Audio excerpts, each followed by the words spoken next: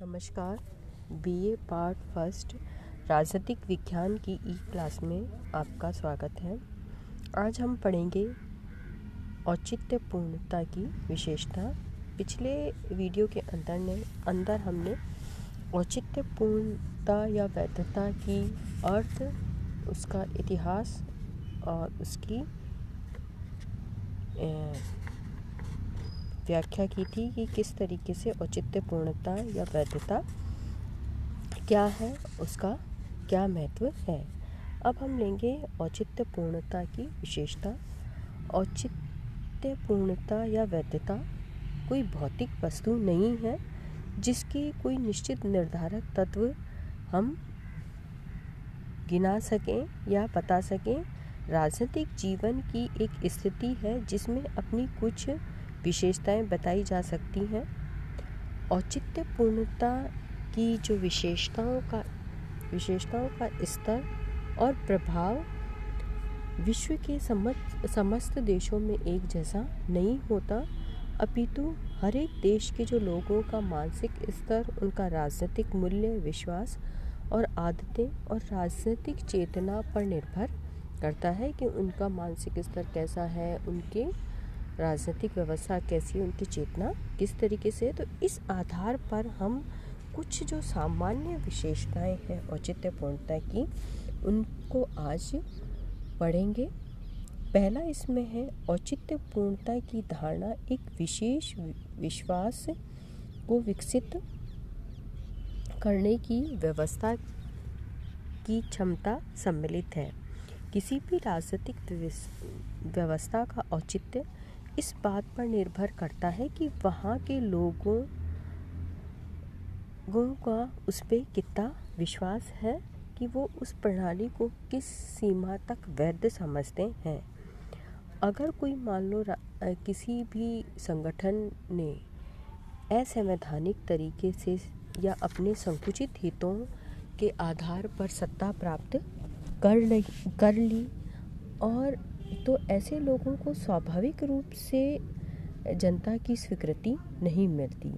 लेकिन धीरे धीरे जब लोगों को ये लगने लगता है कि जो उस संगठन ने या जिन लोगों ने सत्ता प्राप्त की है वो उनके हित में है, या जो नई सरकार बनी है वो लोगों के हित में कार्य कर रही है, या उसका जनता का विश्वास प्राप्त कर लेता है, तो वो राजनीतिक व्यवस्था वैधता को प्राप्त कर लेती है। इस प्रकार औचित्यपूर्णता की धारणा में राजनीतिक व्यवस्था की उस योग्यता सम्मिलित है जो कि लोगों में इस विश्वास को उत्पन्न करती है और बनाए रखती है कि जो राजनीतिक व्यवस्था है जिसके अंतर्गत स्थापित की गई संस्था है वो उनके हित के अंदर कार्य करेंगी। दूसरा है इसकी विशेष औचित्यपूर्णता की धारणा के साथ प्रभावकता की धारणा संबद्ध है। किसी भी राजनीतिक व्यवस्था की स्थिरता और वैधता उसकी प्रभावकता पर निर्भर करती है। किसी व्यवस्था की वैधता तभी प्राप्त हो सकती है जबकि कुछ सीमा तक प्रभावकता प्राप्त कर ली है। वैधता की स्थिति प्राप्त करने के लिए जरूरी है कि राजनीतिक व्यवस्था केवल कहने भर के लिए नहीं, वरन व्यक्ति के जीवन पर आवश्यक नियंत्रण रखा जा सके। सज्जन की रक्षा का हित और जो दुर्जन व्यक्ति है उसको दंड देने का कार्य अगर वो करती है तो वही राजनीतिक व्यवस्था वैधता प्राप्त कर लेती है। अगर मान लो वो जो व्यक्ति हैं सज्जन व्यक्तियों की रक्षा नहीं कर पा रही और सामान्य व्यवस्था स्थापित नहीं कर पा रही तो वो वैधता प्राप्त नहीं कर सकती। तीसरा है किसी भी व्यवस्था का औचित्य संबंधित लोगों के मूल्य पर निर्भर करता है। किसी व्यवस्था लोगों की स्वाभाविक या स्वैच्छिक सहमति दूसरे शब्दों में वैधता तभी प्राप्त हो सकती है जबकि यह देश की सर्व सामान्य जनता के मूल्यों और विश्वासों पर आधारित हो। मान लो कोई एक लोकतांत्रिक देश है और वहाँ पर अलोकतांत्रिक साधनों या असंवैधानिक साधनों के द्वारा सत्ता किसी ने प्राप्त कर ली तो वो उसे वैधता प्राप्त करने में कठिनाई उत्पन्न होगी। इसीलिए किसी भी व्यवस्था का जो औचित्य है वो वहाँ के लोगों की जो मूल्य हैं उन पर निर्भर करता है कि वो किस चीज़ के अभ्यस्त हैं। चौथा है वैधता की शक्ति को सत्ता में परिवर्तित करने का गुण। एक राजनीतिक कहावत भी है कि उचित शक्ति ही सत्ता होती है। इसका आशय यह है कि शक्ति को सत्ता की स्थिति तभी प्राप्त हो सकती है जबकि उसे जन सामान्य की दृष्टि में वैधता प्राप्त कर ली हो।